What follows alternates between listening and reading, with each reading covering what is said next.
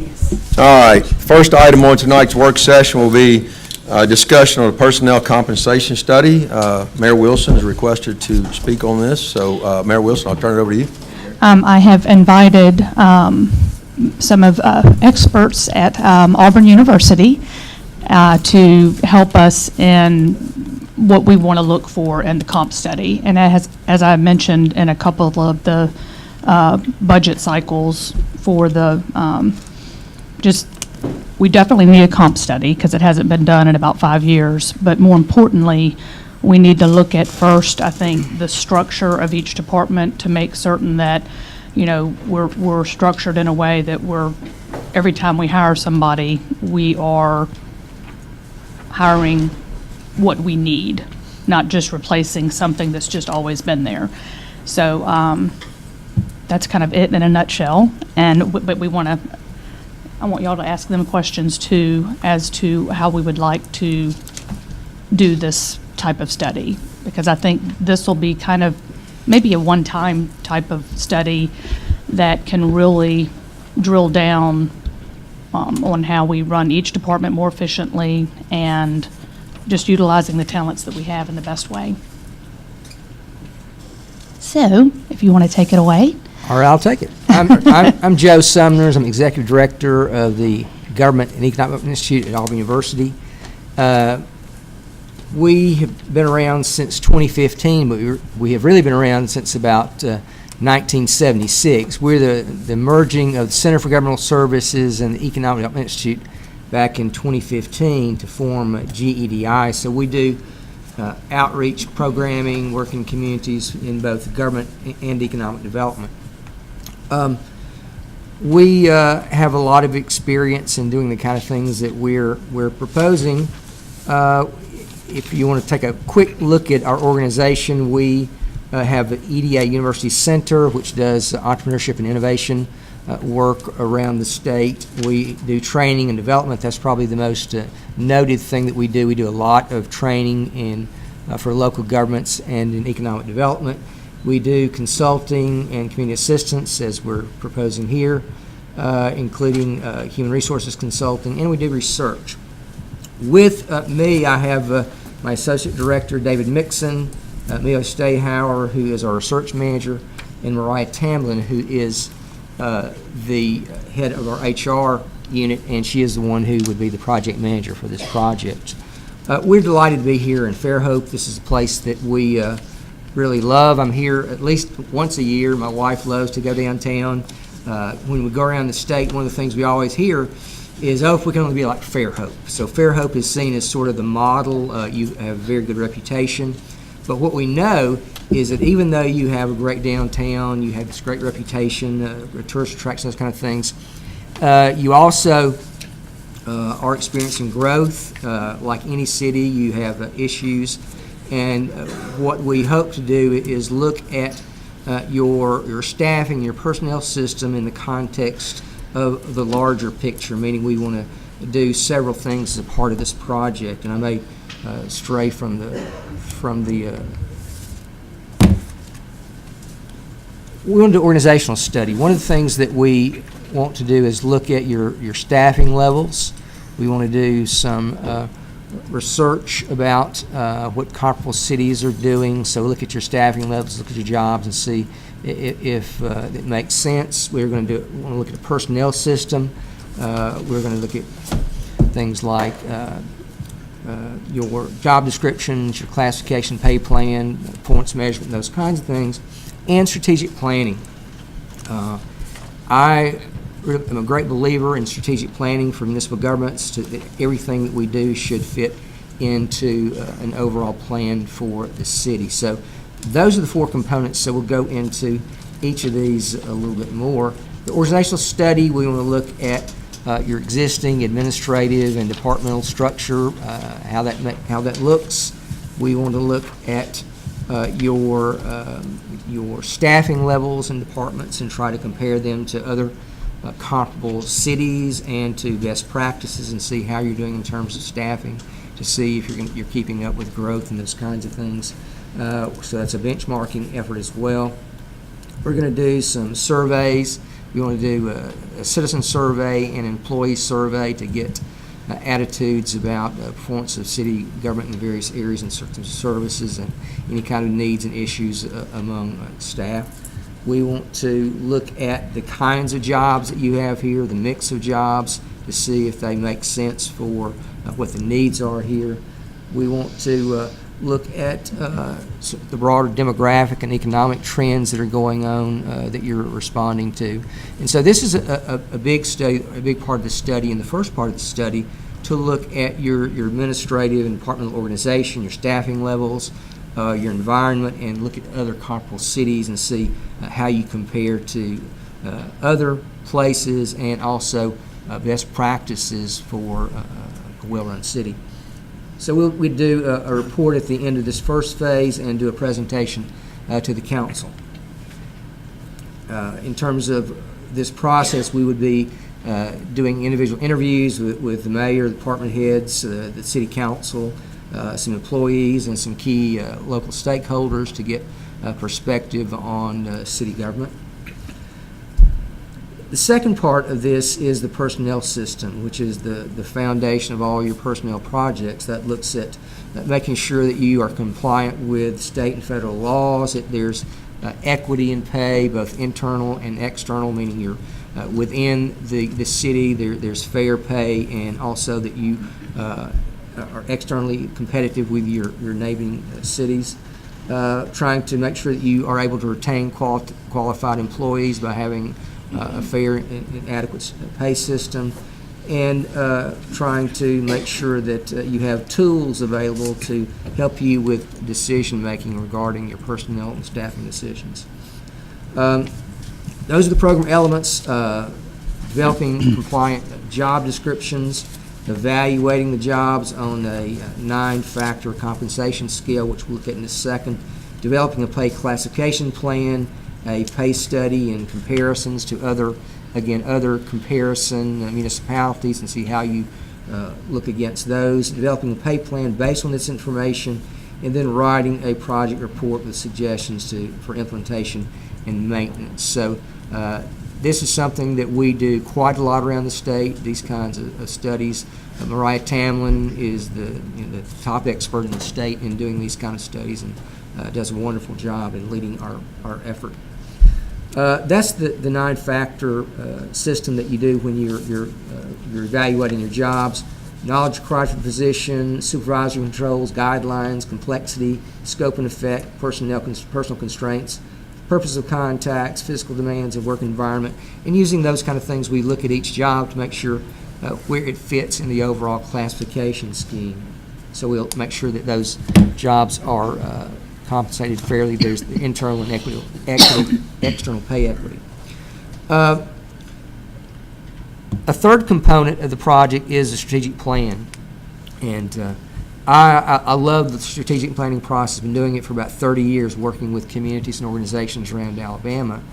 And the way that it's done is to try to answer really 3 simple questions for the municipality and the community. One is, where are we now? Looking at an inventory of your assets, looking at your needs. To answer that question, where are we now? What are our strengths and weaknesses? Where are the opportunities and threats? You know, the SWOT analysis. So that's one component, and a lot of that will be done during this first phase of the study when we do a study of your organization. We do interviews and those kinds of things. A lot of information to answer that question will be done during the first part of the study. But we also will do a stakeholder survey, which would include not only the city council, mayor, department heads, but also a lot of key folks within your community in the education business sector, to get a real sense of where the community is.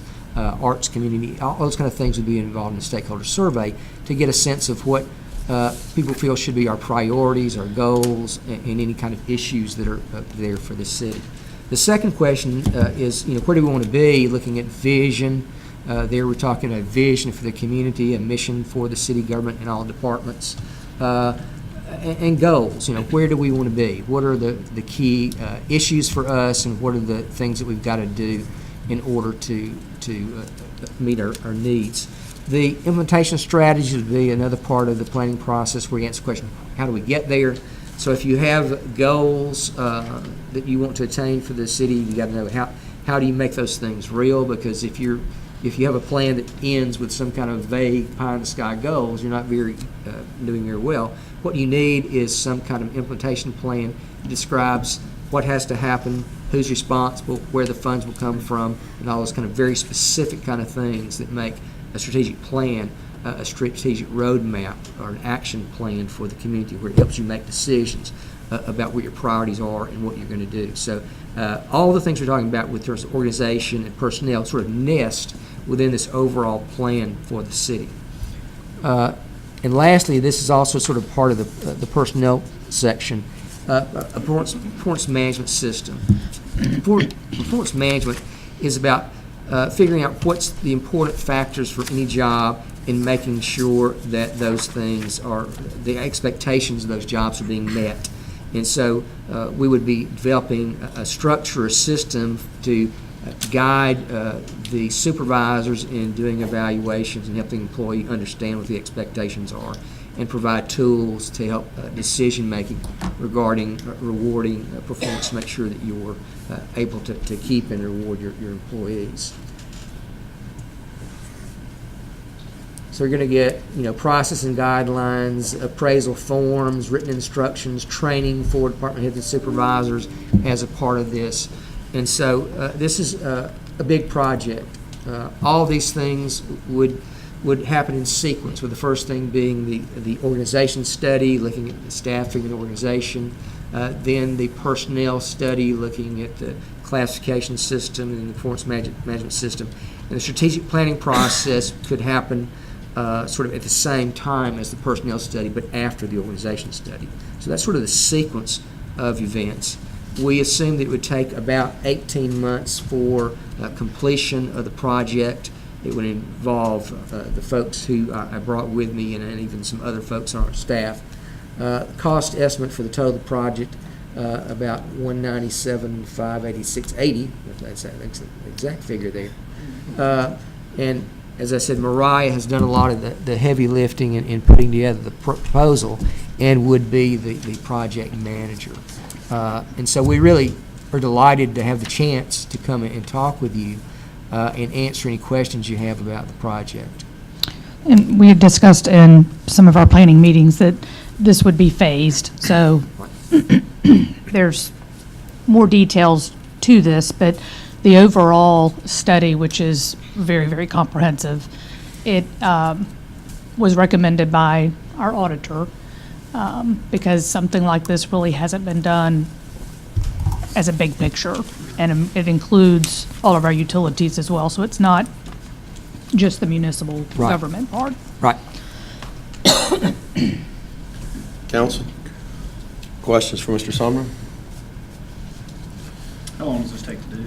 18 months. About 18 months, and it will be done sequentially, where the first thing we do would be the organization study, and I'm not sure how we've timed that, Mariah, about how many months that would be, but it will be done in sequence, where the organization study would be done first. And that's a pretty big project in itself. And then, in terms of sequencing, our team would come in and do the interviews and do the job descriptions, the pay plan, classification study, all those kind of things.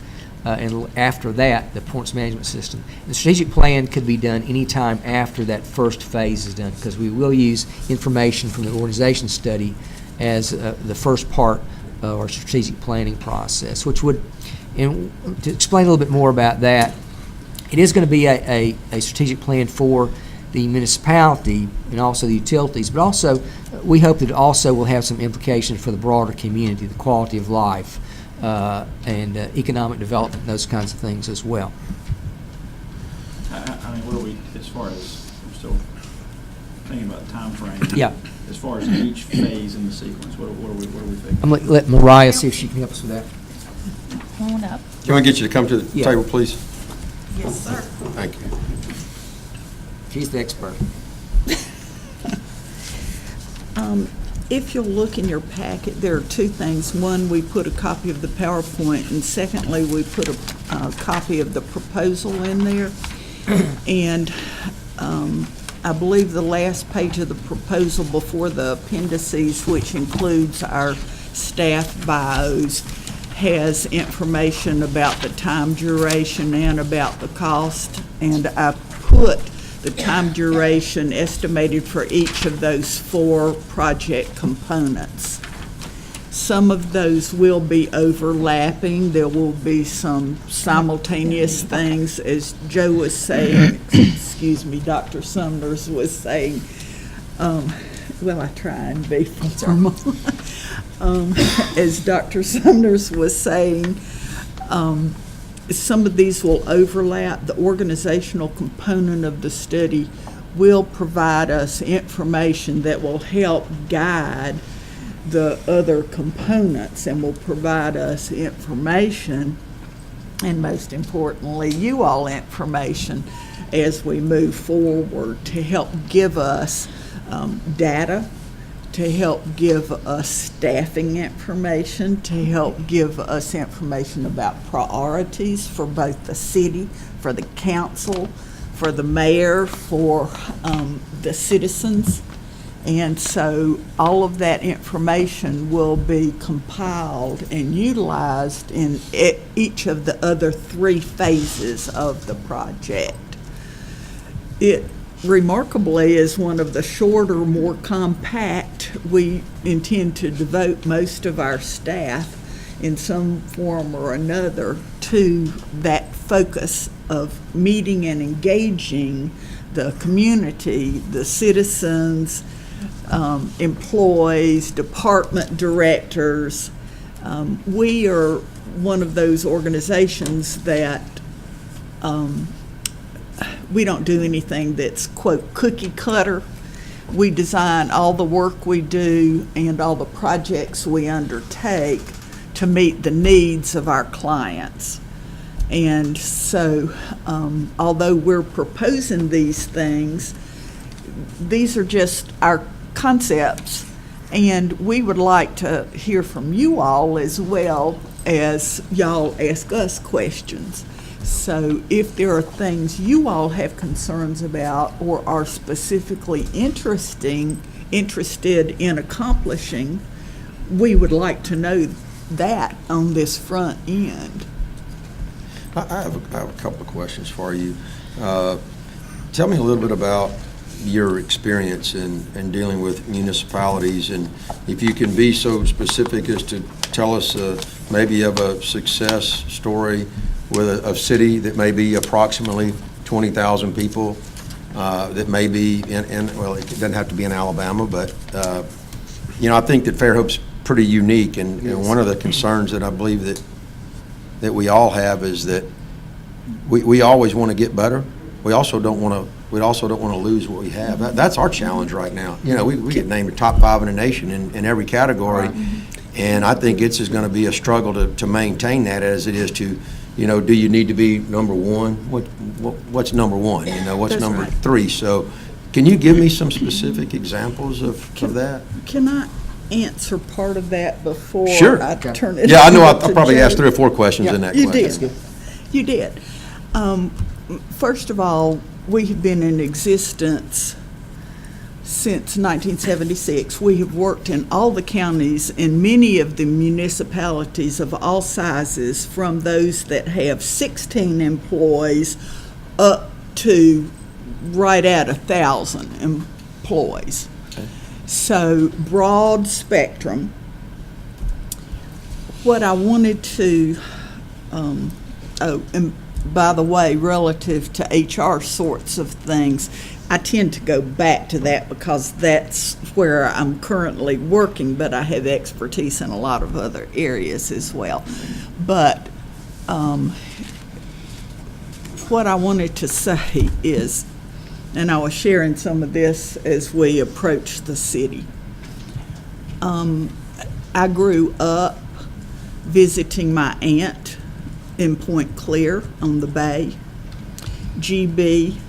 Clark was one of the civil engineers with the Corps, and my other uncle, Buck Tamblin, was as well. my mom used to put me and my two sisters on the train in Montgomery, and my aunt would pick us up on the other end. And you see, I've got probably more gray hair than you do. It's pretty hard to do. But my aunt would pick us up. She would take us right to the beauty parlor, her beauty parlor that she went to every week, and got our hair cut for the summer of being on the bay. My uncle had, and we were talking about this too, had made us a wooden boat, and we used to scoot up and down the bay. We used to come into Fairhope to do the laundry and go to the grocery store, and there was a small strip mall.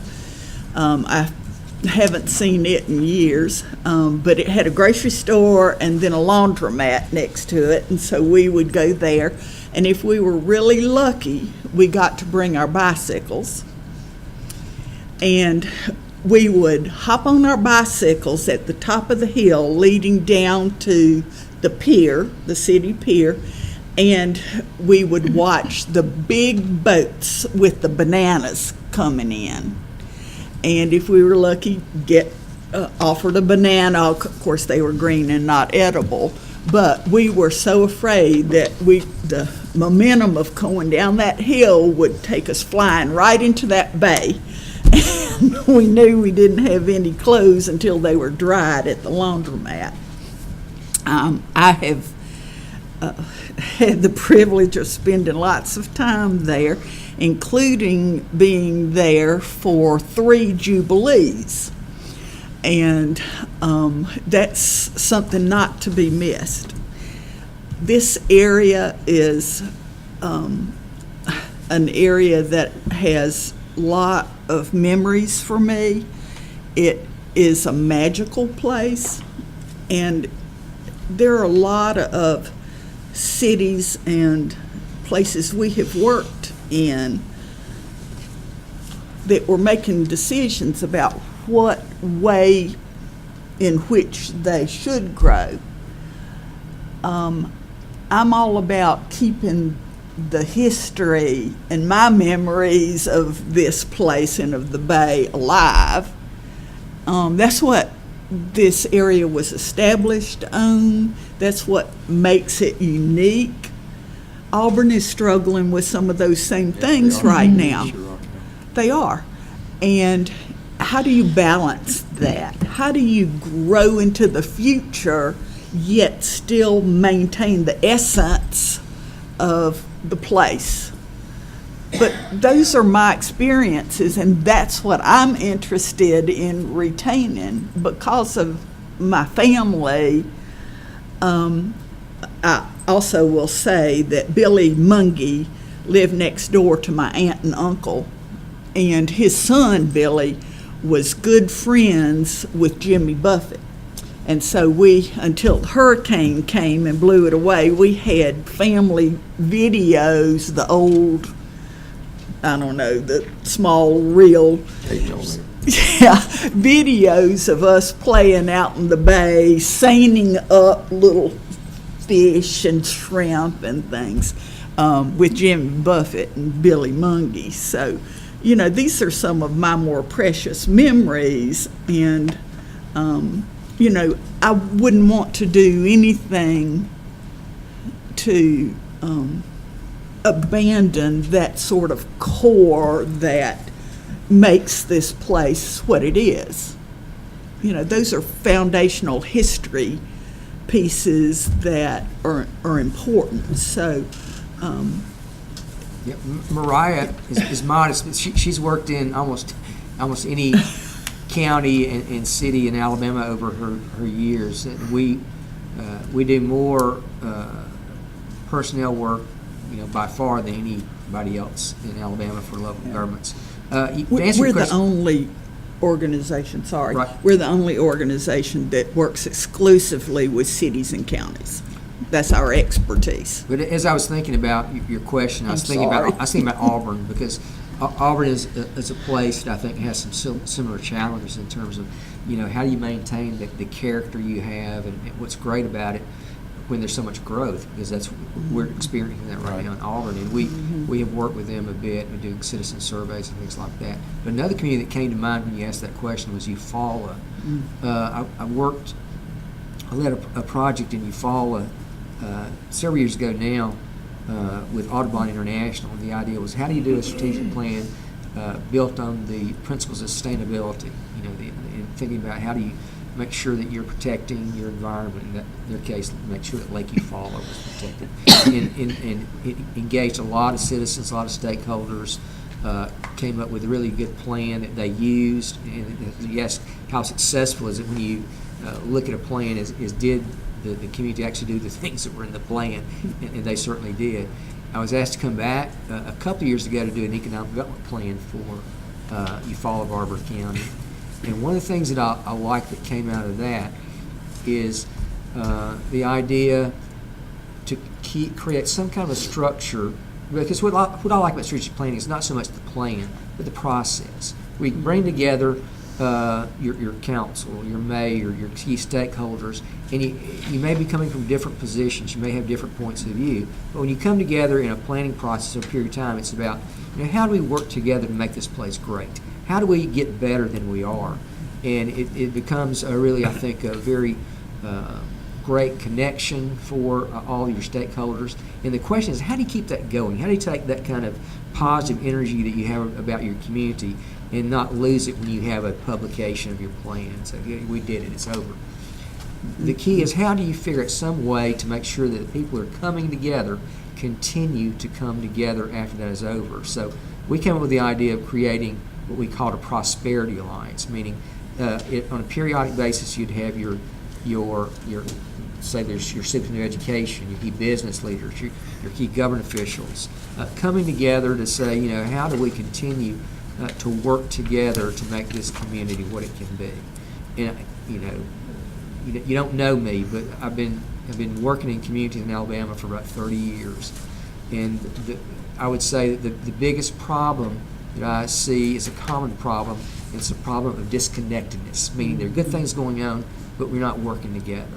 And so that's what I think this kind of a project and a planning process especially can do, is bring people together and help people see the big picture and not just their own little part of it, and how the pieces can fit together. So as I think about that, I think about when you get people together to talk about those things, and I'm not saying this happens in Fairhope, but it happens in any organization, whether it be, my company or wherever it might be, is you get a lot of ideas, and they have to be actionable. Right. How do you take action?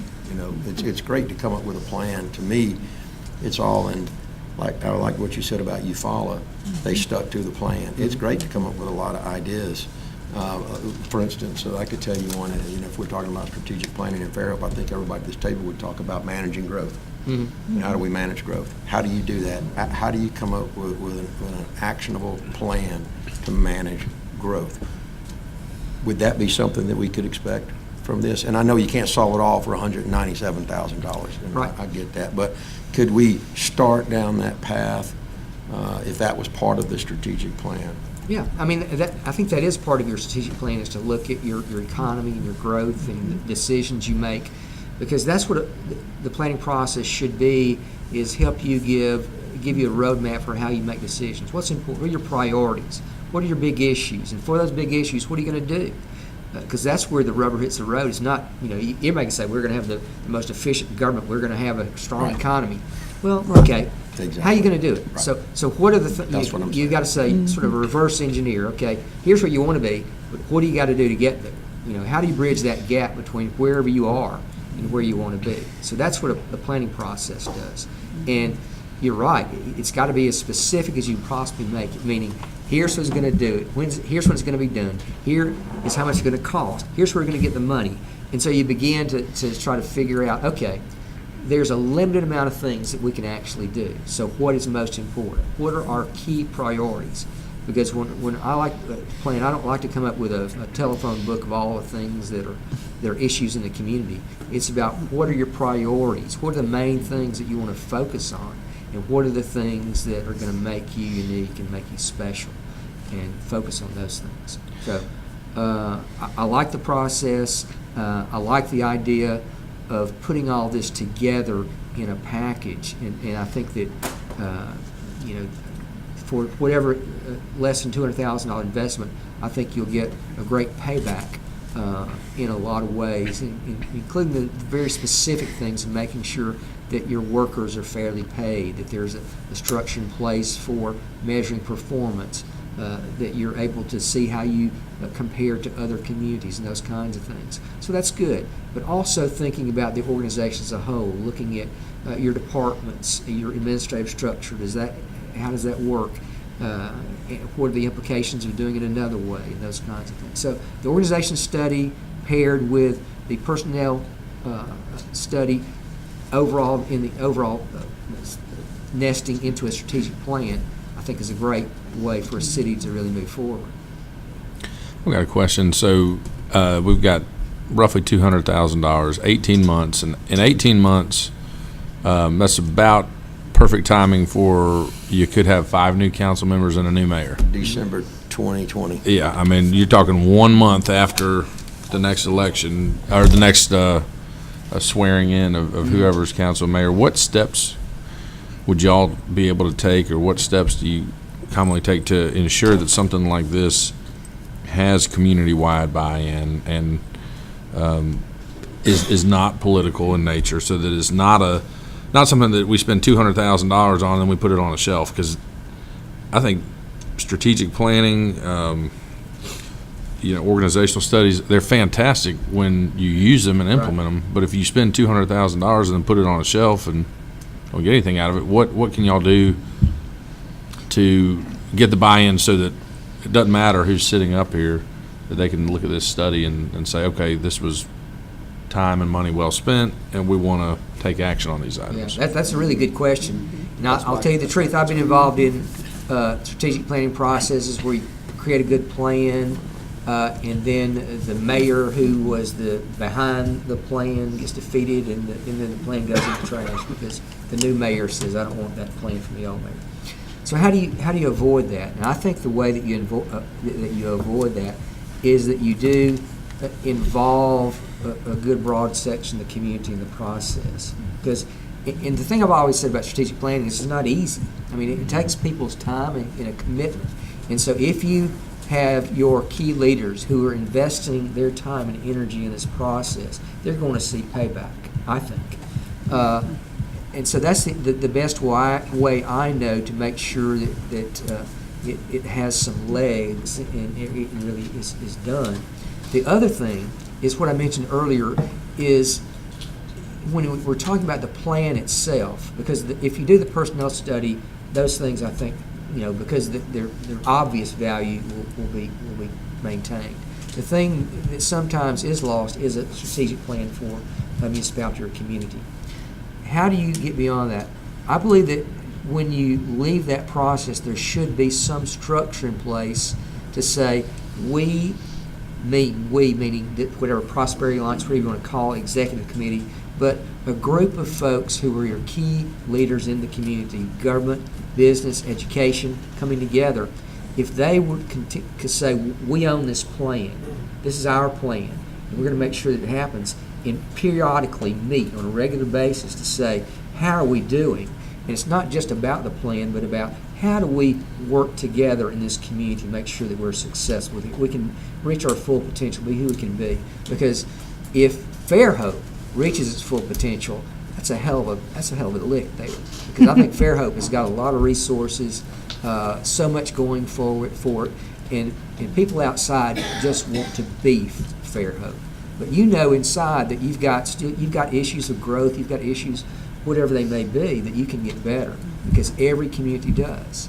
And so you can figure out what are some places or benchmarks that are really doing it well that we can learn from, we can get even better. So I think that you can benefit from this study. We would be honored if we had the chance to be with you in Fairhope, because we like this place already. So, That's a bonus. I wanted to mention, too, that this would really be tied into a strategic budget that goes beyond this year, something that is communicated and decided by y'all. Right now, the things that we're not doing this year, but we need to do, are being forecasted right now. But we're only doing it based on what I feel like is actually a limited amount of time that we spend on the budget with each department. So this really is all about strategic planning and really just, creating a roadmap for long-term administrative help. So. Any other questions? One of the things that you both, Yeah. and I'm really Sarah, I'm the research manager, one of the things, and I'll make this brief, but to address something, both of your questions, from our perspective, and I've been working with the university for about 15 years, and one of the really cool things about what we do is that we work in every county, and we've all worked with dozens and hundreds of municipalities. And the really cool thing is that you get to see things that work and that don't work all across the state. And so when you asked that about, first of all, when you asked about how do you take the best of what is and yet work towards the future and manage the growth and look forward without forgetting what's behind you and the things that make you who you are. I thought about kind of this similar thing that I thought and what you had asked about, how do you make this live beyond just this municipal government or just these leaders? And my first thing was, and maybe this is from working with Joe for 15 years, but is engage more people. You engage more people, engage more citizens from across all segments of the community, and get more buy-in. Because what we've seen in doing this is that if people believe this is our plan and they have ownership as citizens, then whether there's a turnover in mayor or council members or people own their local government, own their community, they're going to keep working with the plan because they believe in it. No matter how good a plan is, if it is only limited to the municipal government and is not a community-wide strategic plan, then you really are at risk of having things not follow, continue on to another administration. And one of the cool things is that we get to see a lot of best practices and ideas and practical considerations. And so there are a lot of things you can do and that we can give you ideas as part of our strategic planning that are really fun and neat, just different things. Like I've seen multi-generational interviews. So one thing is, how do we get people involved? How do you get young families involved? Someone with a 6-year-old, we go home, we have a lot to do every night.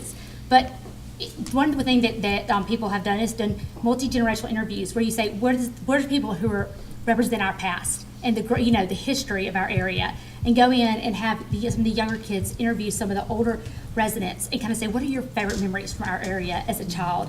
And it's amazing how some of these kids will begin to champion those older stories and begin to really treasure the place they grew up in as more than just a place that has good conveniences, but this is a story and part of my story.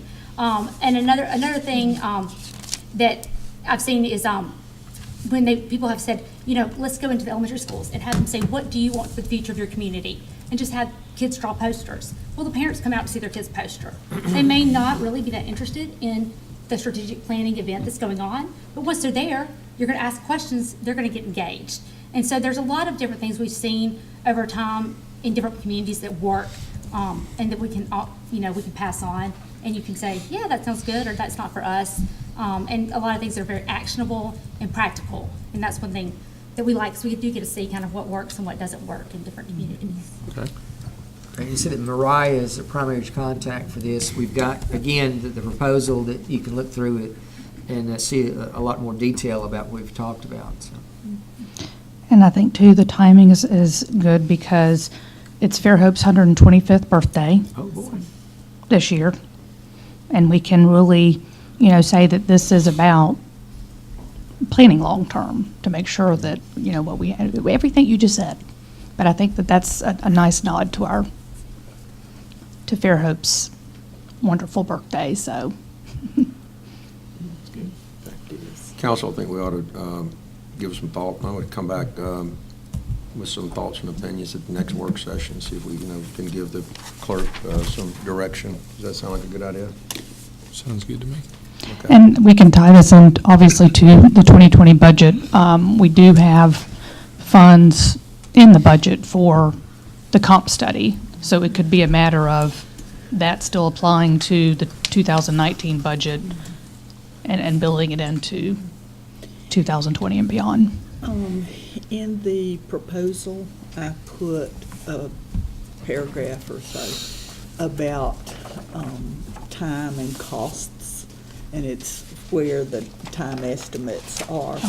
And one of the things that I've found in working with local governments, it helps for us to have some flexibility in terms of invoicing and payments. It helps to, if possible, divide costs of projects over 2 or more fiscal years. It helps to have monthly payments or quarterly payments.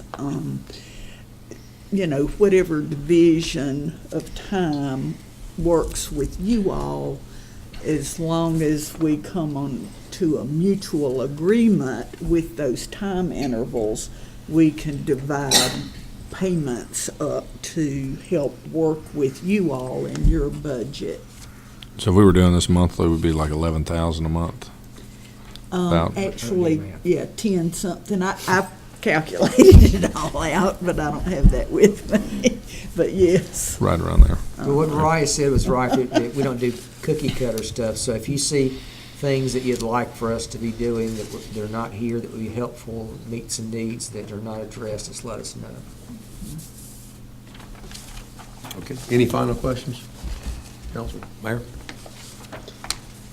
I was hoping I was going to get some HR questions. Okay. All right. Thank To me, y'all the so much. the Yeah. payback is going to be in the future retention and making sure, obviously, that I think that we're not only being competitive, but just different. Because working for Fairhope is different, and I think there's a sense of pride. Yes. So, I was doing some fairly recent research. I was doing a presentation for the ACCA, the Association of County Commissioners, and these were all new commissioners 2 weeks ago. And I checked 3 sources, 3 studies, and all of them identified right at $4,000 to conduct a search of any level for a new employee, $4,000 for that old employee to walk out the door and for a new employee to walk in the door, and another $4,200 to orient that new person so that that person was fully functional in their job. So, that's just under $9,000 for losing one employee Right. and replacing. it's All expensive. right, so all you staff, don't use that as an excuse to ask for a raise tomorrow. Right. Not more than 9,000 anyway. Thank you for your But that's time. what Thank you y'all. need to do, is retain. That's Right. our, Yeah. Thank y'all. Thank you. thank y'all so much. All right. We Thank you appreciate your very much for inviting your us. time, and all of y'all coming down. Well, sure. Really appreciate it. Y'all please get in touch with me. I'll have my contact information if you Thank need you. anything. Mr. Johnson? Discussion of bank lease-to-own options. Yes, sir, and I have a show and tell for the next item.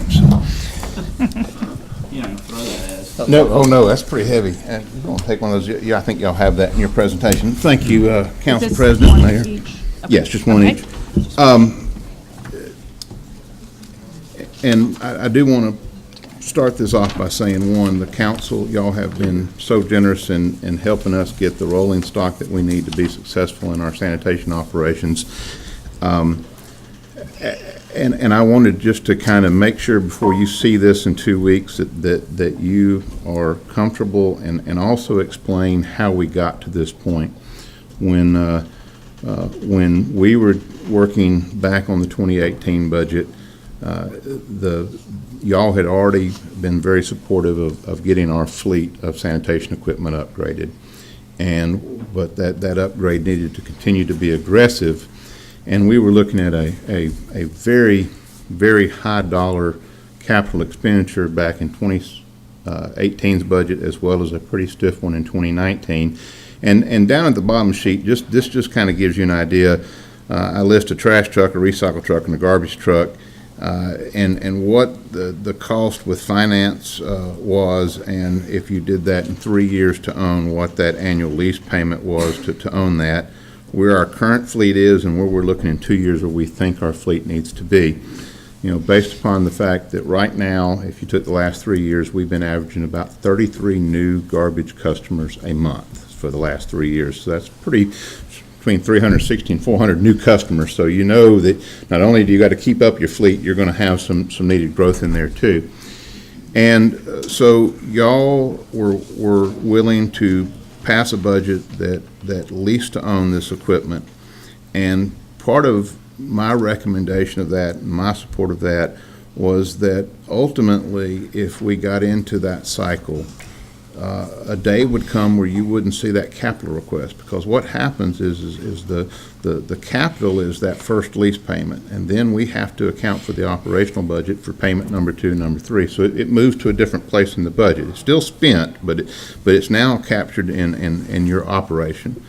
And so in my kind of theoretical mapping here that you see at the top is that you see a capital expenditure going through purchasing 3 trucks, 2 trucks, and then what the future lease payment drops down into that operational category to eventually you get into the process where you're seeing theoretically, and these are theoretical numbers in the sense is that we would never propose anything we didn't need.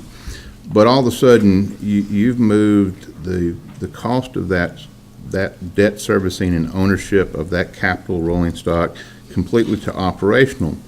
But after the 3 years after the first year, all of a sudden dollars now come available that can be used to acquire new through lease, and you don't have to put it in capital. And that was kind of what I had talked with the mayor that we proposed in the budget.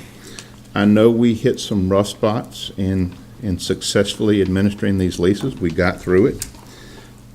We got some feedback from you that, hey, we don't want to do this anymore, let's just buy these things. And that is absolutely y'all's call. Here's what is coming forward. Next meeting, 2 weeks, we do know we have 2 garbage trucks. For whatever reason, the luck of the draw, we're getting the one from 2017, from the 2018 budget, and it looks like we're going to get shortly thereafter the one from the this year's budget. So we're thinking June, July, or August, we're getting 2 garbage trucks coming in, and that's going to be about a $480,000 budgetary expense if we pay for them at delivery, okay? Here's the problem, and Jill can back me up. We only have $90,000 budgeted for the first lease payment of what we thought was the truck we ordered a year ago, but it won't be due until 12 months after the execution if we were to have leased it, okay? So bottom line is there's really only $90,000 to pay for $480,000 worth of trucks. And so the question that we've got to have answered is when if that's the way that you want to go, which that is absolutely y'all's decision, and again, as your public works director, I just need the trucks. How y'all decide to pay for them is absolutely a council decision, but the budget has to be, of course, adjusted as well, and Jill can answer if that's how that's handled, if that's just a direct transfer from the general fund to, that I just wanted to say one thing. We don't have the budget for it, and anything like this would have to be taken from utility profits.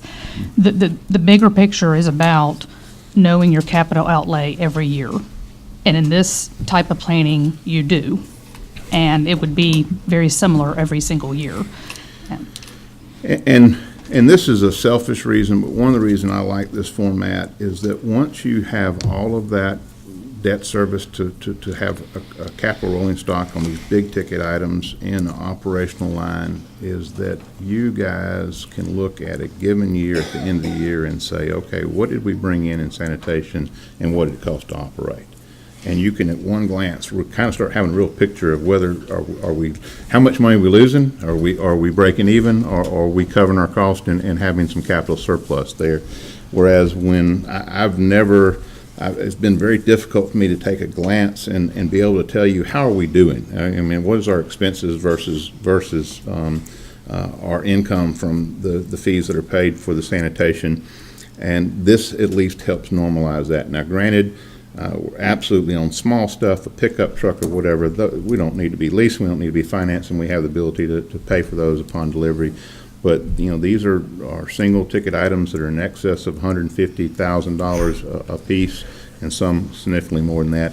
And I just wanted to make sure that if we move that forward to you in 2 weeks, that's what you want, is to go ahead and approve the outright purchase of those 2 remaining garbage trucks.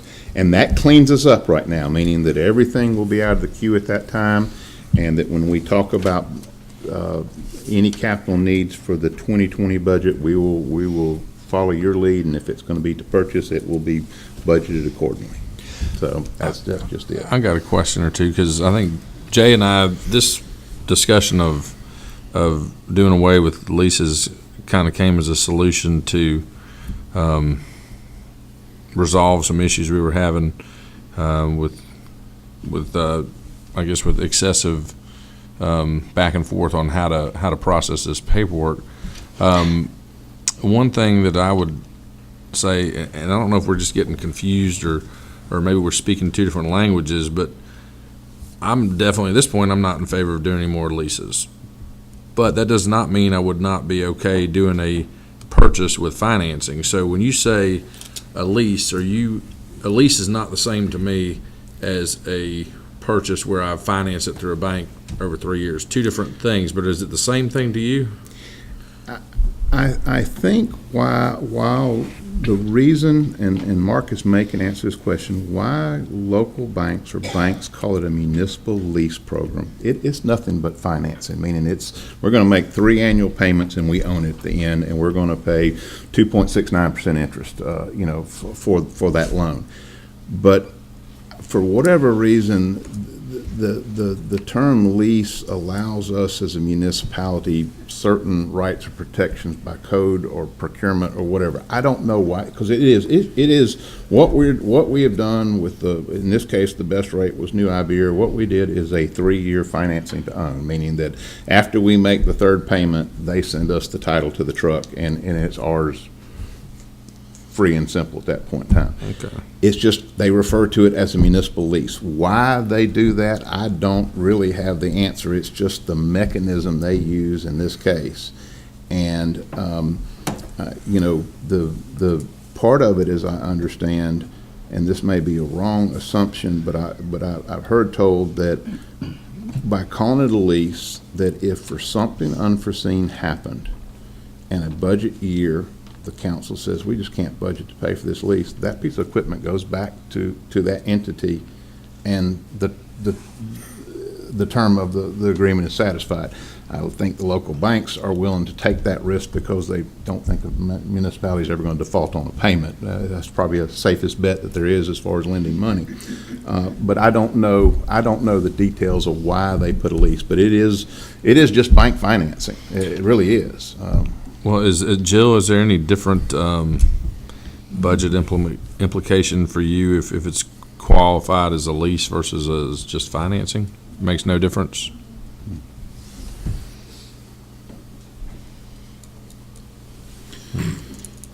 What other capital expenditures, as far as vehicles go, large purchases over 150,000, we'll say, were you anticipating, say, next budget year? I think you're going to hopefully be happy with Public Works this next year. I think you're not going to see a lot of big ticket items. I think that we probably are looking at 1 recycle truck next year. Because we have had y'all have done an outstanding job of supporting us, and we've gotten that fleet really where it needs to be, and we're in good shape. And I will tell you, even though this scenario kind of shows a life cycle of being able to turn the whole fleet over in 6 years, here's the reality. Garbage trucks, about 6 years is about before you start having major expenses, transmissions, lower ends, and things of that nature. The trash trucks and recycle trucks are closer to 10 years of good quality service before you start having big expenses. So if you look at kind of the composite, probably the fleet life is closer to 8 years for the fleet as a total amalgam. So I think my discussion with Mr. Linder was 1 recycle truck was probably going to be it, which is about $165,000. But we're on the off-road equipment for streets. Y'all took care of us last year. And with the 2 garbage trucks coming online, that's going to really give us, put us where we need to be, and it's kind of unexpected. We were not thinking that the second garbage truck would be here until actually calendar year 2020, and we've gotten a pleasant surprise that it's going to be here this summer sometime, so. I guess the one thought I have is that we'd gotten the city, and we will in June be completely out of debt. And one of the things that you can do when you're out of debt is you don't have to buy things on credit. And when you have $20 million worth of debt, and even if you're paying 2 or 3%, it'll buy a lot of trucks. And I'd hope that we would, we were banking 2.5%, 3%, in some cases 5% of that interest. And that also adds up year after year, and that's kind of why I ask you what's going to happen next year if we were to expense all of this at one time and not have to pay a finance charge, and we don't see a big expenditure next year. It could,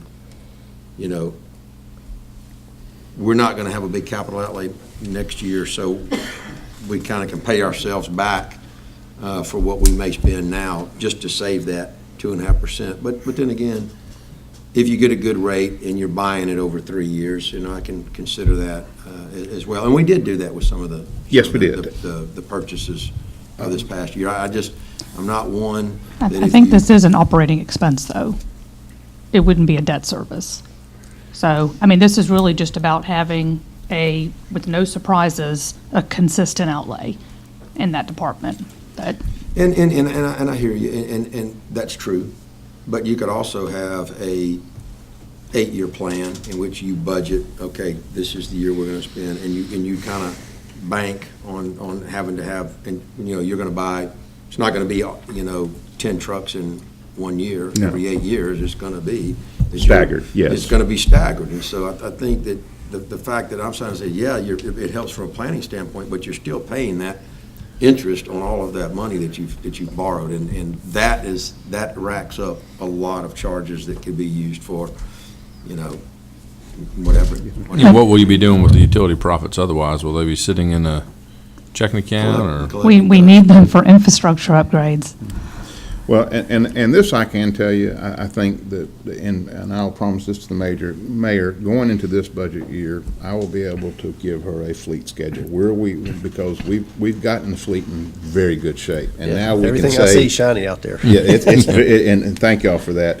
And now and the good news is it's been over the last 4 years that's been improved. So now we unfortunately, when you get something brand new and shiny, the end of its life countdown clock begins at that day. But we can project out and probably be able to do this same kind of thing about, okay, we know that when we're looking ahead that this is going to be a heavy hitting year because we expect that these 2 expensive units have to be replaced and everything else.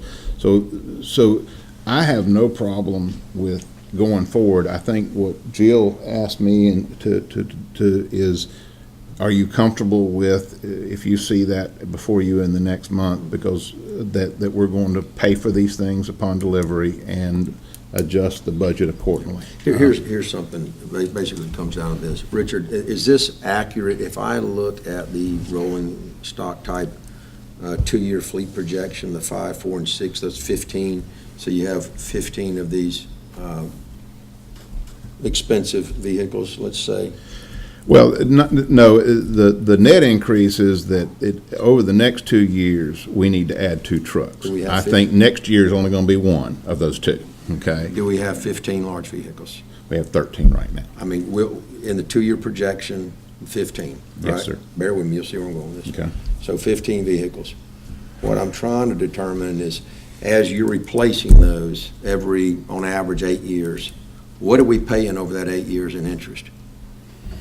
Was it enough to get a new vehicle every 4 or 5 years? If so, It's only a 3-year lease, right? That's correct, but Yeah, if it's continuation, compounding, meaning you're Right. always what's that getting there. interest over that? If you're saying for multiple vehicles. Right. Yeah, I will, That's the question. Is it something that is better that we just stomach it, but if it's, that you would be getting a new vehicle every 6 to 8 years, that's something that we. If we do compute that, we have to take in consideration that you can't turn in a vehicle and get a brand new one either. You have to auction it off, go at the government deals, and then purchase another one. And understand, going forward, no, it's, I mean, my job to the mayor and you is to budget accordingly and reasonably. So, and the good news is we're gonna have some relief because the demand for big rolling stock is not gonna be that heavy on us. And I project for the next 2 years, I think it's gonna be 1 truck each year, which is a little bit more easy to stomach than 3 trucks in one given year. So that's the good news, is that the fleet now is just maintenance and adjusting for growth, not complete wholesale replacement, which you guys have been experienced for the last 4 years, and we've made great progress there.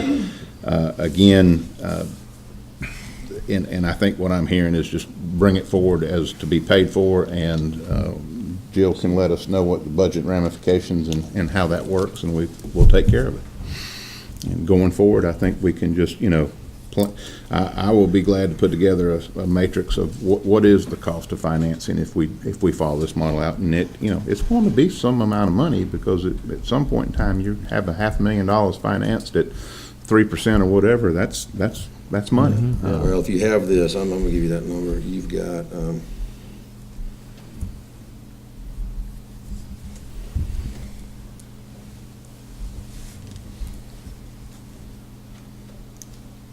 so if you look at that 15 unit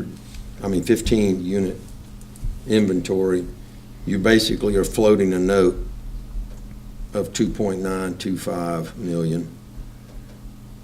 At 2.5%, you're paying $73,125 a year in interest. If you go to that program and you do that to perpetuity, you're paying, that's if you get 2.5%, you're paying $73,125 a year in interest. In 2 short years, that's a new trash truck. That's almost every 2 years. But also remember, if it's a 3-year financing and the truck's lasting 8 years, so 5 of the years you're not paying on it. You own it. So really, and as I'm showing, That's the number I want to get that. So number. I think the key thing is your debt service, in the worst case, about over $500,000 at 3% or whatever. It's still real money. Right. I mean, and that's continuous over.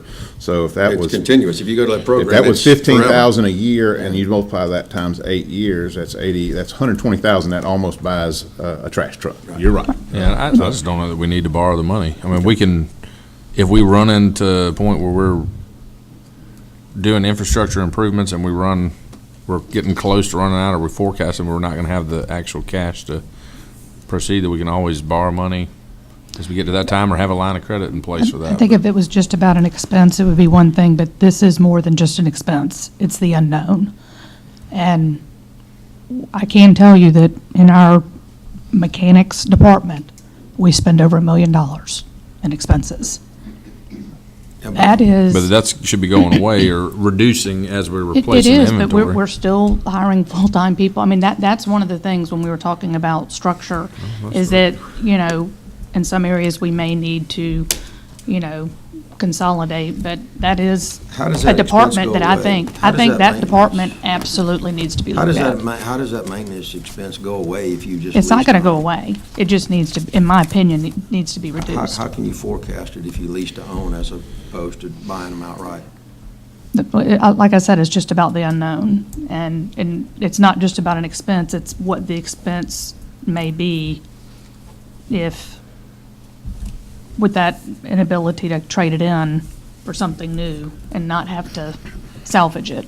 It would almost, it almost sounds like you're talking about a straight lease in which we don't have maintenance because you're turning it back over, as opposed to this lease to own where we pay for it in 3 years and then we own it outright for the next 5.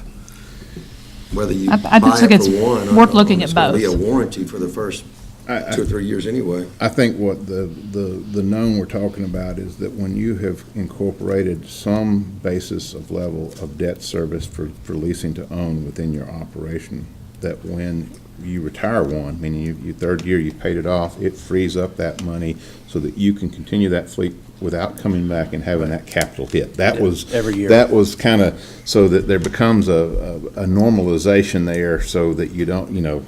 Yeah. But it's also normalized if you're buying them outright. It's just depending on how you That's true. normalize it. That is true. It all averages out, dollar averages out. Oh, yours- In leasing to owning, it has a finance charge which adds to greater expense. That's correct. That is correct. However you cut it, slice it, and dice it. And you can plan for either. Yes, sir. Okay. Well, council, give us some thought, and let's decide before the next 2 weeks how we want to proceed with these imminent purchases. Okay? All right. Thank you, Richard. Thank you. All right. How about an update on pedestrian safety projects? As you know, we did a presentation and kind of gave you an idea where this was heading, and y'all asked to get to the point where we could come back and introduce some numbers to this project. I will remind you that it had multiple project areas that was part of an overall project, and Lieb Engineering has done a phenomenal job of being very detail-oriented. But I do want to reintroduce it to you and apply some numbers that we feel very comfortable with. As you recall, and I'll go through in the order that y'all are looking at the plans. I don't know, mine is in the same order as yours. But we have one of the pedestrian safety projects was Section Street at the Johnson and Delamar intersection. That involved pedestrian improvements, hardscape improvements, as well as introduction of a safety strip down the center lane of Section Street. And you can see that shown on the page there that is titled CX.0. And if you look at the detailed budget on that, the project for just the material cost is in there at $366,100.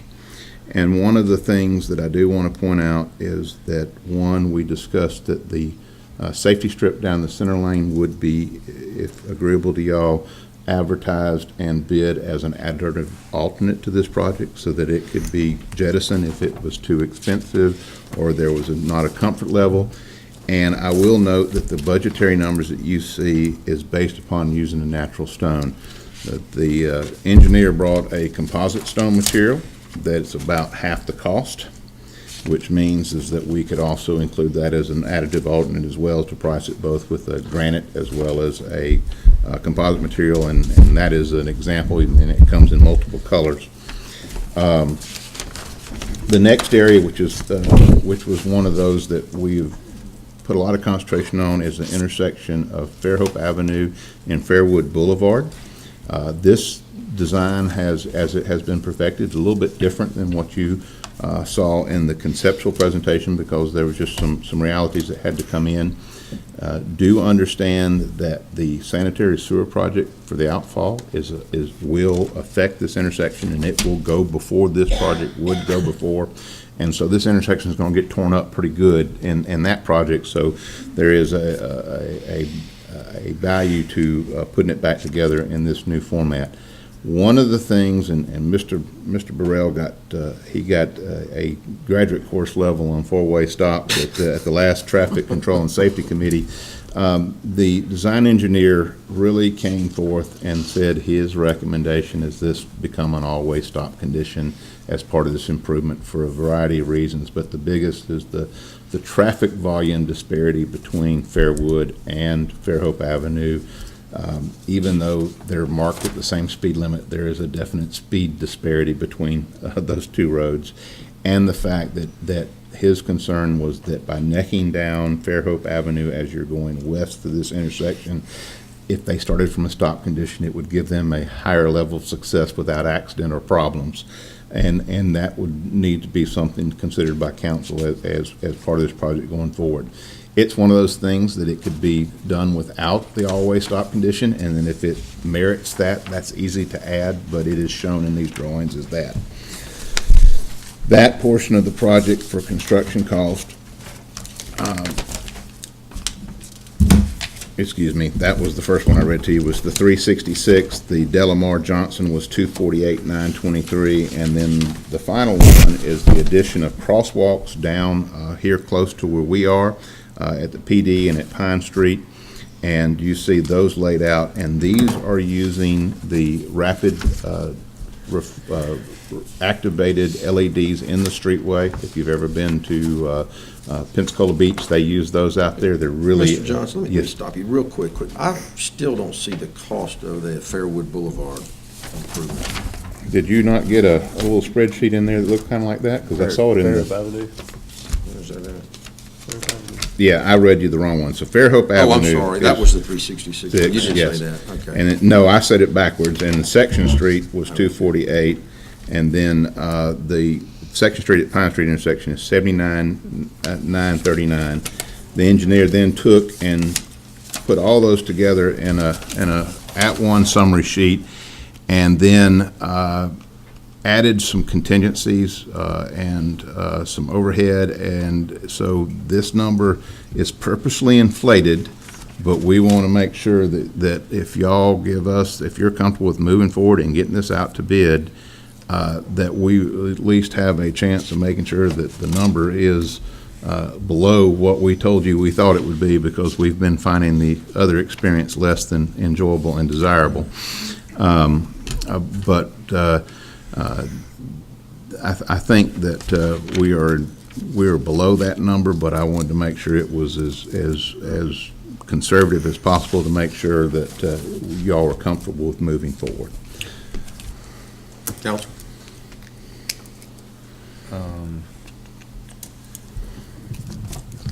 Stomach hurts. Yeah, is any of this funded by a grant, or was it just? No, sir. The Fairhope Avenue, Richard, the pavement demolition line item, that take into consideration that it's going to be torn up during the sewer upgrade? It does not. Again, this is a conservative estimate, but there should, again, that's one of the things we have met with Dewberry, who's doing that project, and we're starting to try to coordinate all those things, so.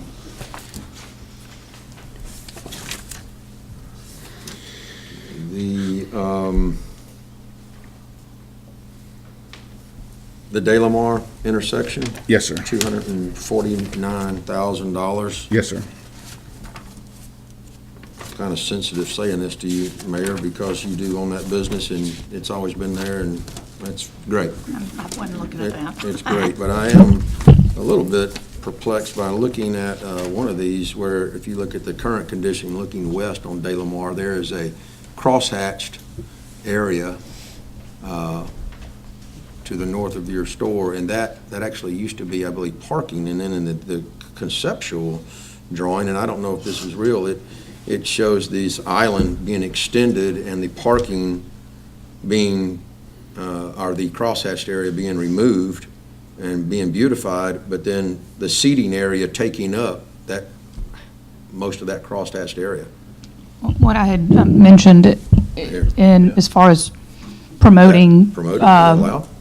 Well, promoting pedestrian safety is that at a lot of our intersections, due to the parking up to the stop sign, you can't see.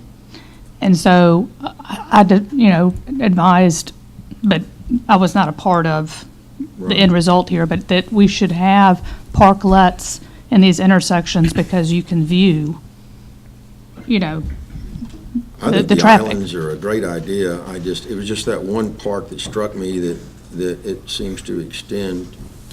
I think that, on that particular one too, right. that there was a pedestrian exit that led to nothing. And It's not a pedestrian.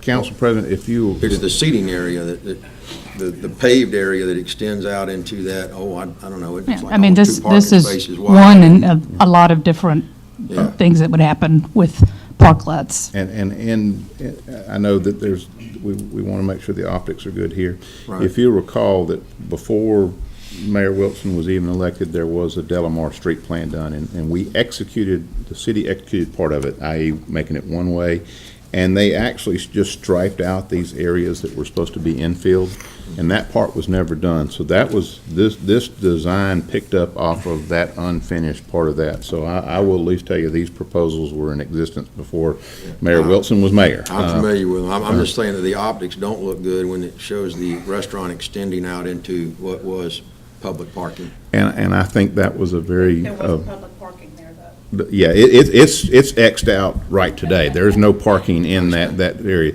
And yes, there is a landscape architect who did a very beautiful drawing of people enjoying a space, but again, looking for guidance there. If that's an uncomfortable level, we can pull that island back just to the Well, I don't know pedestrian that you safety part pull it of it. back, it just, if it needs to be an island, it should be like plants or something. But is it the there. only intersection that's getting bumped out that?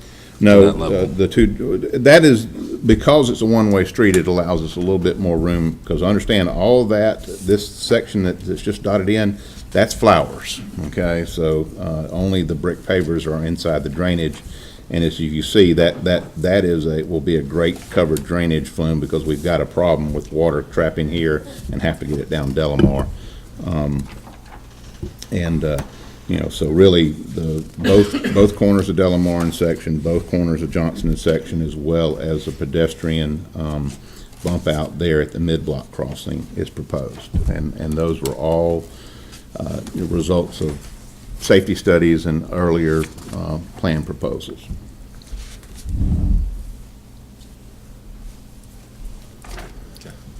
Questions, council?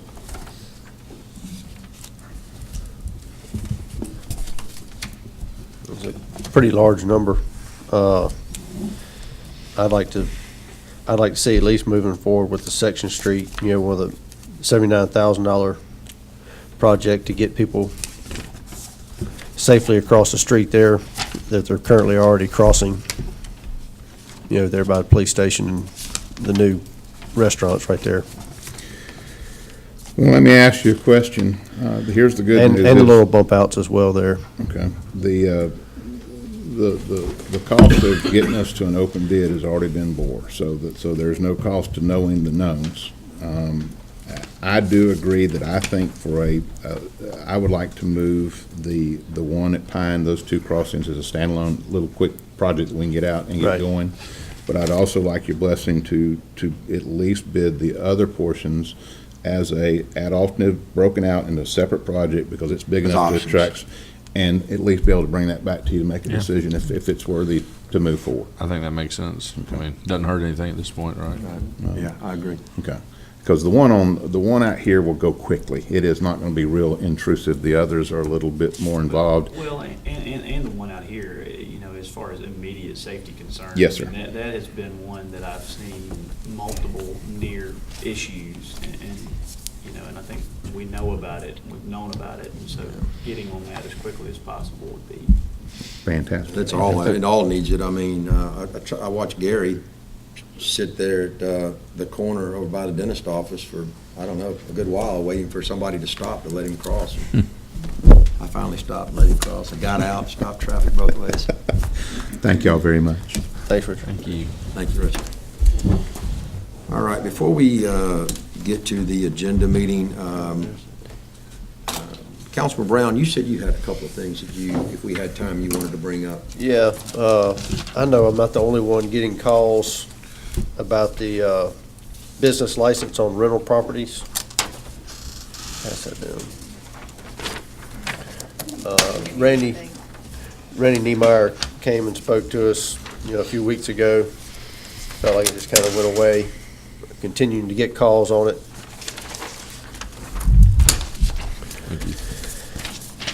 And this was forwarded, Jay sent it back to me today. I think everybody's seen it before, but this is what Enterprise did in regards to rental property.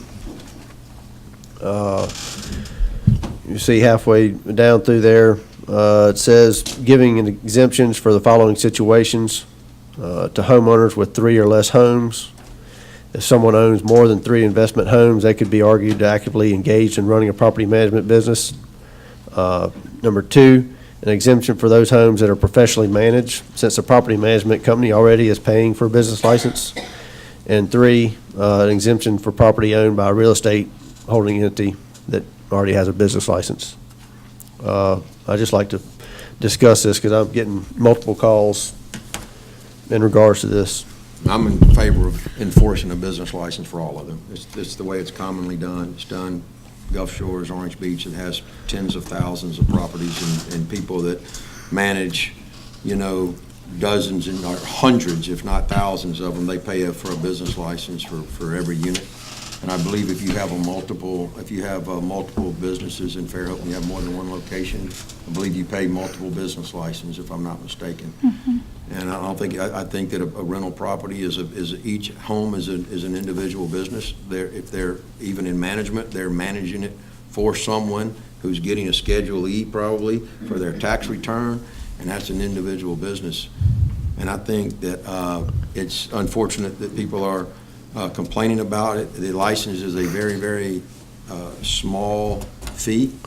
There was one gentleman that told me he owned upwards a little more than 24, and those 24 homes take away from, or they use the streets, people use the parks, and it's just He's paying just like property any other tax. business. Then they do pay property tax, and you should be paying a higher property tax as investment property. I hope somebody's auditing that to make sure that they're paying that as investment property and not homesteading it, because that's a real common problem.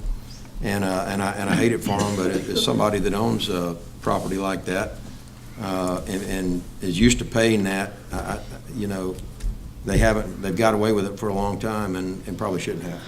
We've done quite a bit of research on this and have done some comparison. If you want to add this to a work session, we would have been prepared to show that. So, but it's y'all's decision. I totally agree, and We agree. but we agree on that matter that every location should have that. Where I would like for y'all to think about this and make the decision is if you have one, and you might have this for your kid or your parent or something like that. You're not in the business, you're helping a situation, so you might want to consider doing it anything over the one. You know what I mean? Because that really is a business if you have more than one. But that's not how any other city does it. And even if you have one, I mean, Enterprise if you're group. making a rental income off of it, it But is a the rental business. income might not- It is a business. There's Well, yeah, a rental income might not be, though, it's not for a profit or an investment. It was, I don't know. I mean, it's totally up to y'all. We have some interesting ideas. Did you want to? You're You saying, wanna- in your example, you're saying that someone buys the house, lets a child live in it. I just think That's that, and not there's some really- instances where you're buying a house and it's not an investment for a business. That's all. Yeah, after Mr. Niemeyer stood up and had his say, so to speak, we did a lot of research. In fact, I called Enterprise. Enterprise is about to change what they're doing, and to a point where it's going to get so confusing. The revenue officer I spoke with is just living in fear of it because it'll come in place next January, and she said, we can't figure out how to handle it, but that's what the council passed. She was going to send it to me, and I will call her and remind her. But some of the things we learned is if one city, for example, has no short-term leases, they don't have the business. We do. On the other hand, during the real estate crash, people could not sell their houses, and they had to go find jobs elsewhere. So they are renting out that property until they can sell it. And they're not requiring a business license for that because they consider that a bit of a hardship. The only reason they're renting is because they can't sell it. There are other instances where some cities say if you have one long-term rental, we're not going to make you have a business license for it. There could be any number of reasons. But more than 3, then you are going to have a business license for everything but that first one. Short-term is an animal unto itself.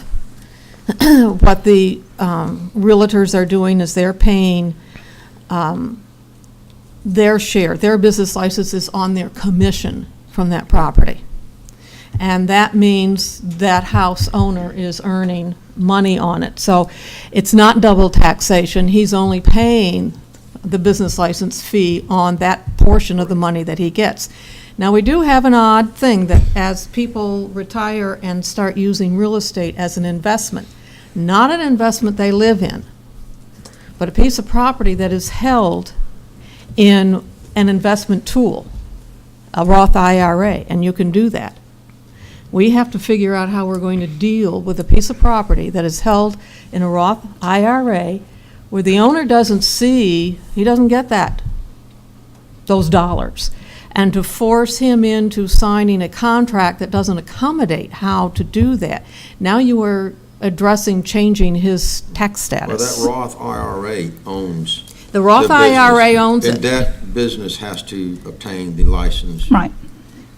And I I don't know how don't know often if they're we allowed They to have do a that balance or sheet what, in but that there has to, IRA. yeah, there has to be a way of doing it. But it's not the individual, it's now an investment instrument. So that's something that needs to be looked at, tax laws, to see how Well, that that works. investment instrument to me is no different than any other. Well, it is when it's LLC. when it's in an IRA, Well, and they'll that, have- now we're talking They'll have something gains and else. losses within that they'll have to deal with, but they'll have to come to the city. In my opinion, it's no way around. It's just so if somebody would use that as a way around to getting the license. We're talking, let's put it in perspective. We're not talking about a lot of money for a business license here either.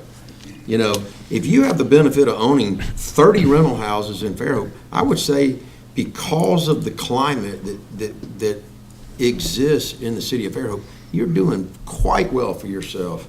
I just figured out what my business license in Orange Beach cost me, 0.2%. 0.2% of my income, of my rental income.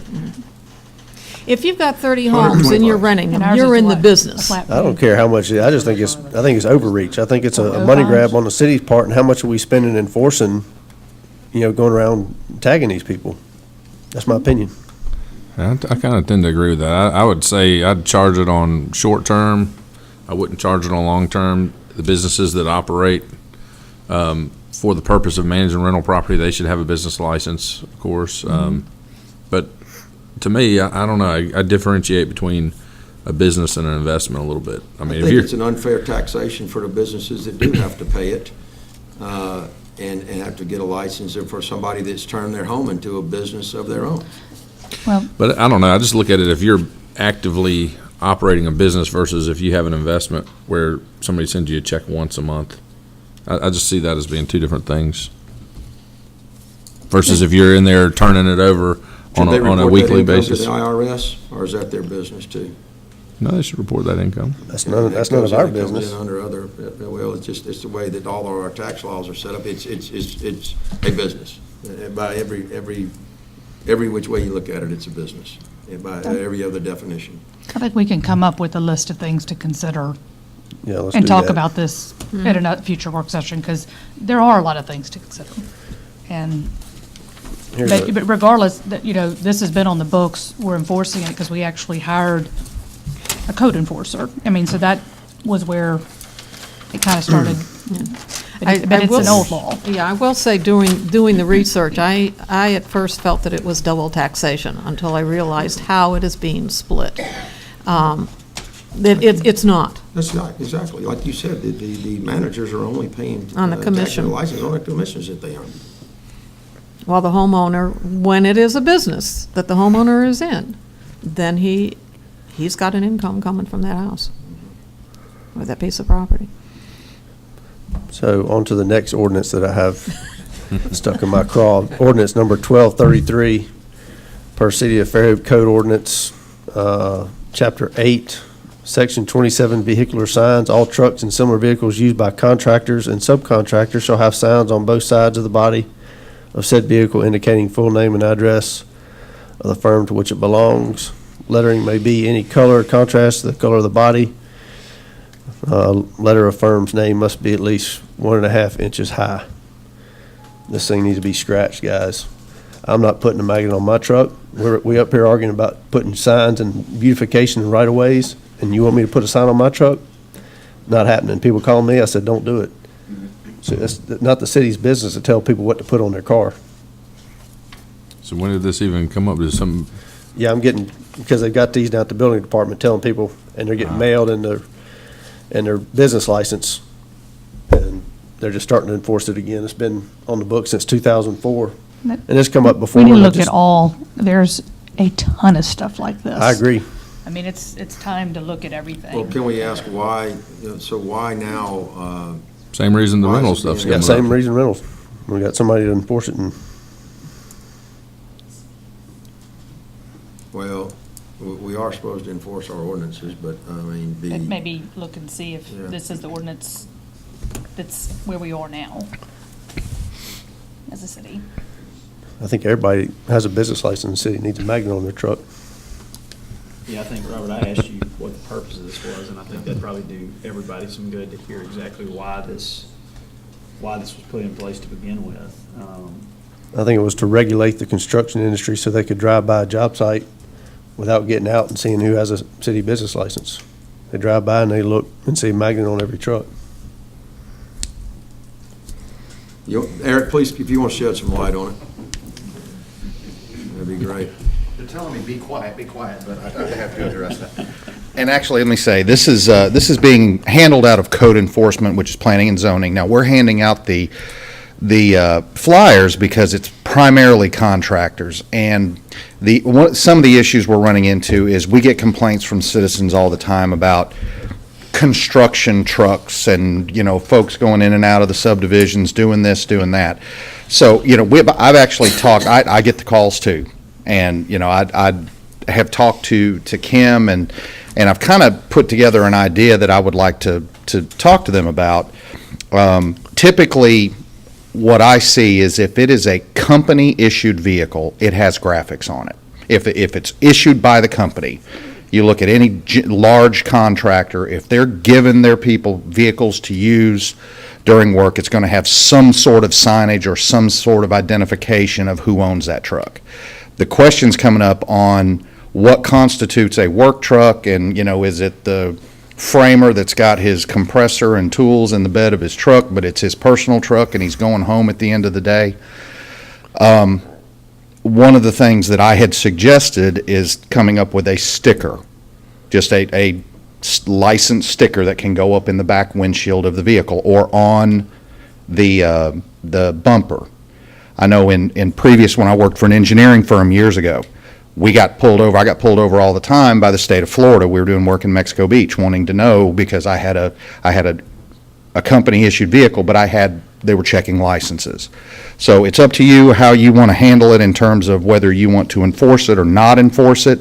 There are licensing issues, like you said, that come into play, but there's also identification issues of knowing who these contractors are that are in and out of these subdivisions, and they're everywhere. I mean, right now, Was the idea to try to prevent fraud? I mean, or what if, if somebody's pulling up somebody's house and they say they're going to, pressure wash your driveway and it's a scam or something like that? Well, see, and even in that, Do you know what the premise was? I don't. I mean, I think it was as much trying to identify who had licenses and who didn't was probably, but like he said, I don't know that it's been enforced for a long time. It hadn't been. Yeah, but there are some benefits to having it. The idea would be what's reasonable in terms of enforcing it. We could dig into the notes and find out why. We can look at the minutes and just see if there was some rationale that we might be overlooking right now as well. I mean, I agree. I'm getting as many calls, probably more calls than you are, because we're handing out the notices in the building department. We deal with the contractors primarily, trying to come up with some way to accomplish the city's goals and try to be reasonable about it. Yeah, I kind of with Jack on this. I'd like to see what the original intent was and why they thought it was a good idea to do it back in 2004, just to make sure that there's Yeah, I can see where some I can see where it's nuance overreaching, but I overlooking still think that the council had some reason behind passing that ordinance back then, and they maybe it's stated somewhere in the minutes of this discussion. It'd be just interesting to see what prompted it. Maybe something that was of the period that's not of the period now. Sure. So let's hypothetically say, well, they did it to regulate who has business licenses in the city of Fairhope. That's why they wanted you to have a magnet on the side of your truck. Do you still agree with that ordinance? Give it a little thought. How many seems to be singling out contractors and subcontractors? Yeah. We have a pending case. Do you not have one on your truck? Right now. No, not put one either. It's not kind of singling them out. It actually says contractors and Yeah. subcontractors. It is absolutely singling. Marcus, what'd you say? We have a pending case right now dealing with that issue, a sign ordinance violation for subcontractor. Yeah, I mean, without some really good reason why, this does seem a little overreaching. Since we're on the subject of ordinances that we don't like. This is a longer conversation, I think. Civic Center, parades, et cetera. I know that we recently looked at all that and we went with an à la carte, I guess, proposal. I did not like the à la carte proposal, but that's what we went with. But just wanted y'all to be aware that I have heard that apparently all 3 Mardi Gras associations are considering moving their ball locations next year. There's a couple other events that are considering moving because the cost to rent the Civic Center has gone up exponentially compared to what they have paid in years past based on the estimates that they're looking at. That's what I've been told.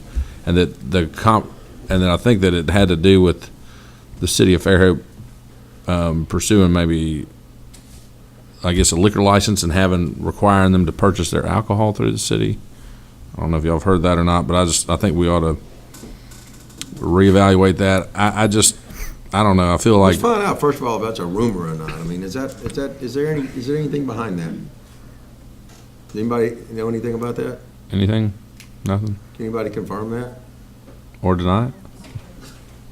Which part of it? The cost have gone up or that? The license? Either. The liquor license. Is the city pursuing a liquor license and then in turn is going to require people to buy their liquor from the city? Oh, I did mention that we have, as a golf club, the clubhouse has and then looking into, which we would discuss with y'all to see what you think, having a liquor license so that we don't do just Mardi Gras balls. This would be for any function in the future where people don't want to get a liquor license or they're not wanting to give it away for free.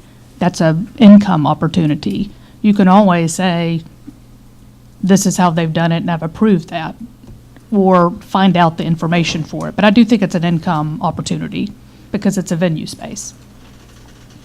And if they, whatever legal issue there is with a license, because I know that you called and got some of them, that you can overcome with either, okay, here's a fee for a bartender for that night that would be hired by us or an employee of ours instead of giving it away, but it would just be a nominal fee. So I think you can structure it any way you want, but there is, I think, income opportunity in that regard, for sure. And I guess I'm just looking at all these different things that are coming up like sort of a cash grab. I know we need revenue to operate and to do the things that the citizens want, but also is there going to be an end to I hope not. all the new requests of new opportunities for seeking revenue? I hope there will be some constraint on trying to find revenue at every source we can find revenue.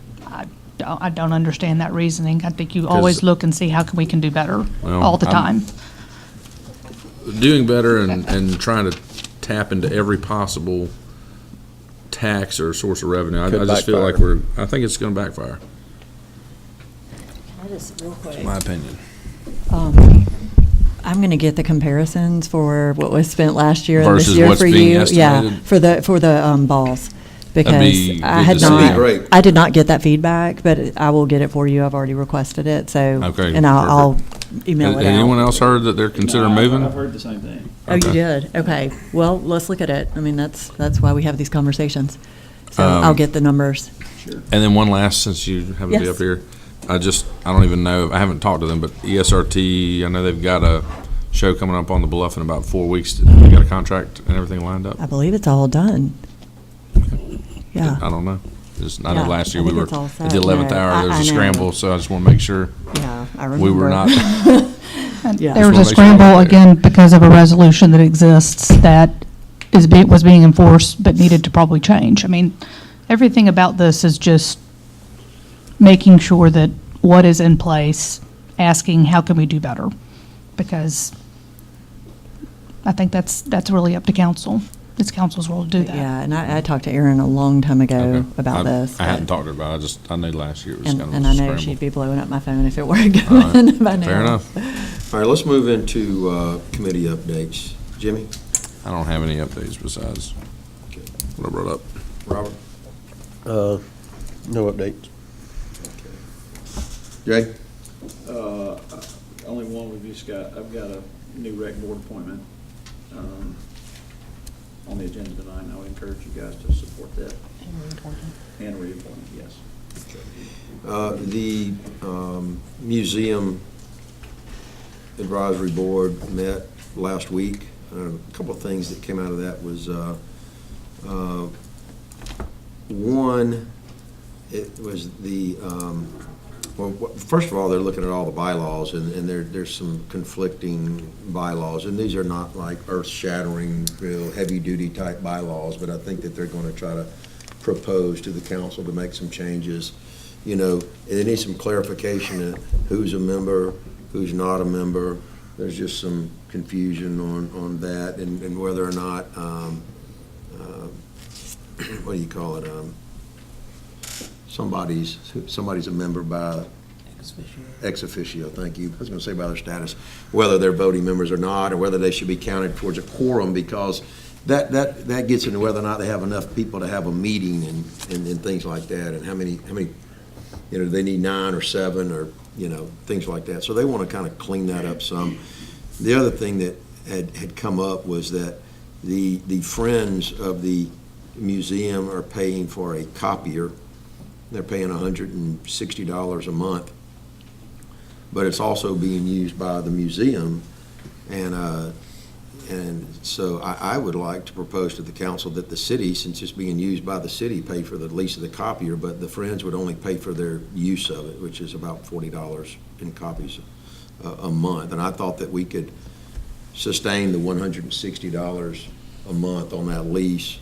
And I think with the lease, when it comes up for renewal, that we should try to take that over. I was surprised to find that we have the museum, and I asked him, I said, well, is it easy to, you know, get rid of the copier and just come down to City Hall or go to some other city property and make copies? And they seemed to agree that it was a lot of work to do that. So I want y'all to consider that. I'd really like to get that maybe on the next agenda, that if we have a copier on city property and city employees are using it, that we pay for it, the lease of that. So that's all the report that I have for committees. Department heads, Richard? Talking to nothing. Okay. Lynn, do you have anything? No. Sherry Lee? Do you want to talk about the Welcome Center now, or when you get to the agenda? When we get to the agenda. Okay.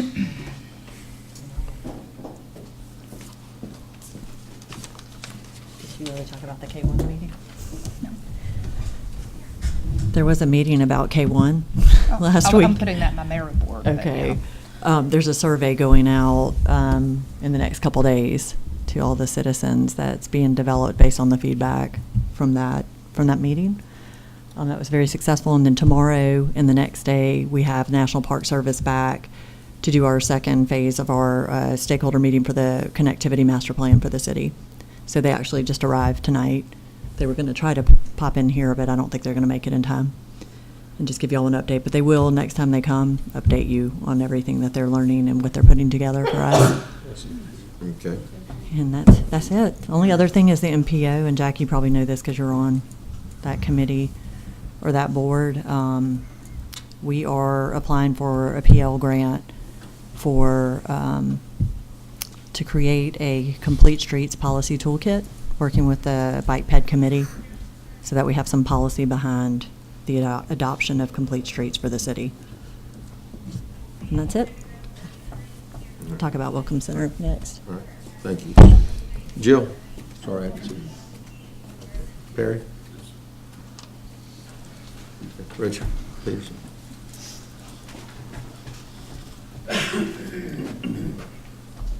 Good evening.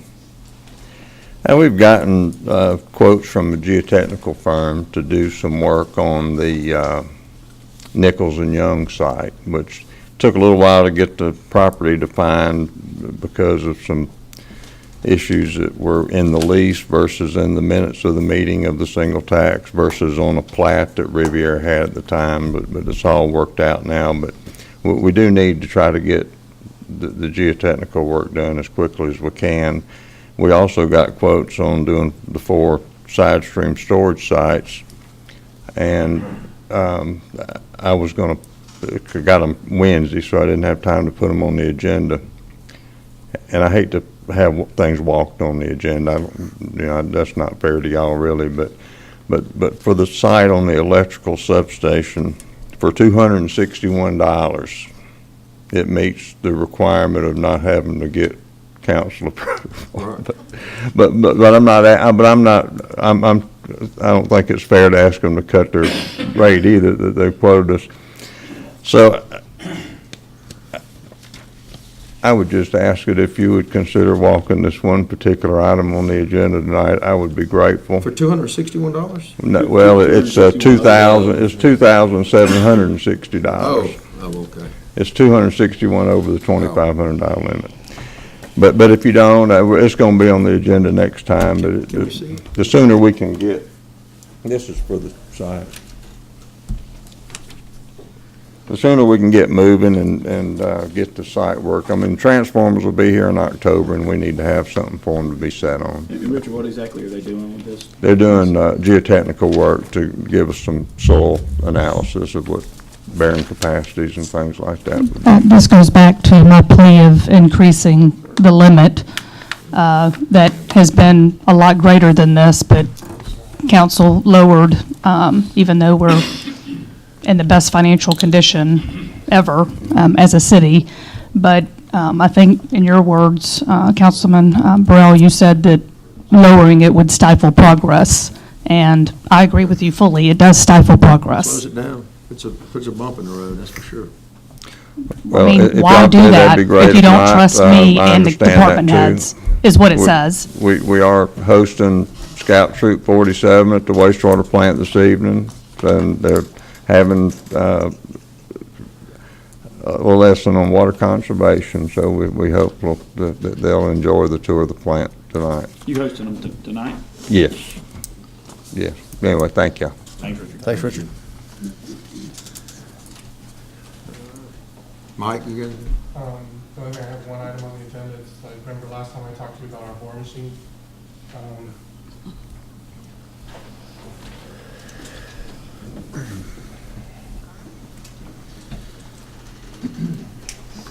So the only thing I have on the agenda tonight is, remember last work session I talked about our bore machine being damaged, is the repairs for that, just the sole source. Ms. Hanks and I are working, we think the insurance company's gonna pay for it, other than our deductible. So, but the sole source is still on the agenda for this evening. So, and I'm gonna put one on the budget for next year. We're actually gonna demo 2 different models this year to see which one works better with our system. Chief? Okay. Eric, anything else? Am I missing anybody? All right, let's run into the agenda just really quick.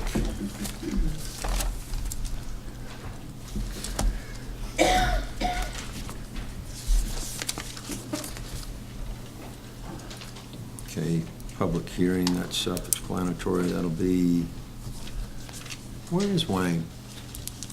Are you going to cover it tonight? Yeah. All right. It's a short timer. Is he gone? No. All right. You'll cover 6 and 7. Who will speak to if we need questions answered about number 8, the abandoned and stolen personal property? You wrote that. That was you, wasn't it?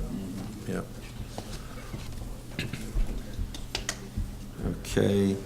That'll be Eric on number 9 if we have questions. Number 10. Sherry Lee, come on up. You want to go ahead and, you say you wanted to speak to that for a moment? Architect here too.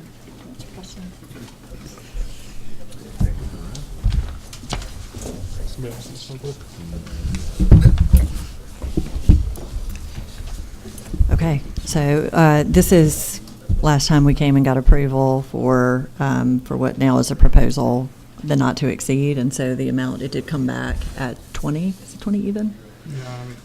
20 even. Yeah. Okay. 20 even, and do you want to speak a little bit about what's in Sure. the scope of work that you... I sort of assume y'all know about it enough that the EIFS is coming off the building. There's some water damage issues that's happening in the building over there.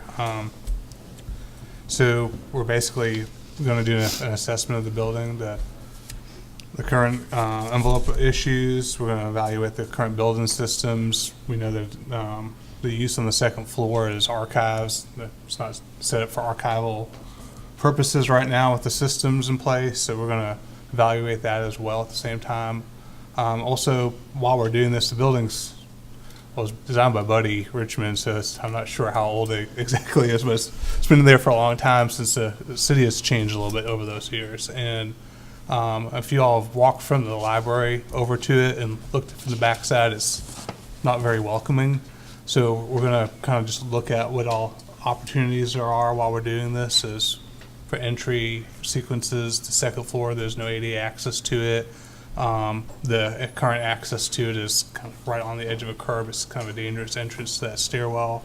So we're going to look at all the different opportunities that are related to it to kind of give a few different plan ideas for y'all to make some decisions going forward. You know, the bigger picture ideas, and then probably some smaller ideas, just so you guys can digest it and make some planning for budget in the future year. Okay. Got any questions, Councilman? Yeah, looking at this proposal, it says lump sum of 20,000 plus required reimbursable expenses. What would those be?